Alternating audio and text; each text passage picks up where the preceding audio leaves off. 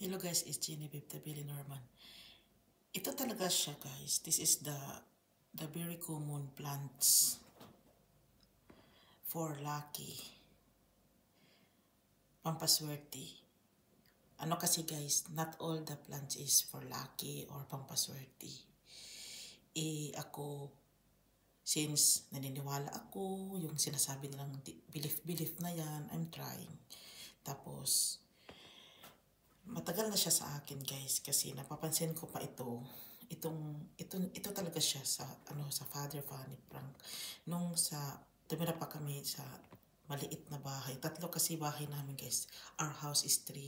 Then we are here in the big. Then ako na talaga kasi nagtanim-tanim dito guys hanggang sa ganito na siya. Buhayin mo. The more siya kasi healthy, the more na it gives more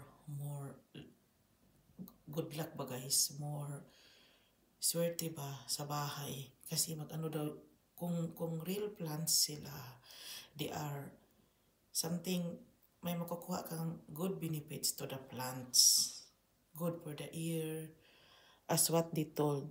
Pareho-pareho lang naman kami ng explanation, kaya marami akong ganito. Marami akong mga pampaswerte na bulaklak dito sa bahay namin to remove the bad energy, negative energy. Ito guys, bago ko lang sila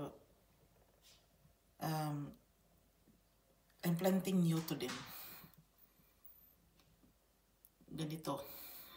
Yung pagkatanim ko is I planting from something with something the stick. What is this? Yung pang baliin mo lang siya tapos ilagay. Ganito. Ganyan. I learn you to plant this kind of plants. Bago pa lang to guys. Ganito Binali ko lang ganyan Binali ko tapos nilagay ko dyan. Tapos may tubig siya. Tapos mag-ugat siya. Bago ko pa lang to itinanim. Bago pa lang sila dyan. They are new. Pero ito, matagal na siya dyan. I learn nyo na itong bahay namin, parang umunlad na talaga ang buhay namin because I have lots of lucky plants in here. Nilagay ko talaga guys. Napapansin ko talaga na father-in-law and I is very, very compatible to each other. Kasi sa kanya nang galing ito Ang bilis niyang dumami for me. Maybe because the father of Franks is namatay naman siya pero still yung memory niya sa tanim na ito ang hindi ko pwedeng makalimutan. Andito pa siya. Pampaswerte kasi guys nakapokus kasi ako na para tayong yumaman, alam nyo naman.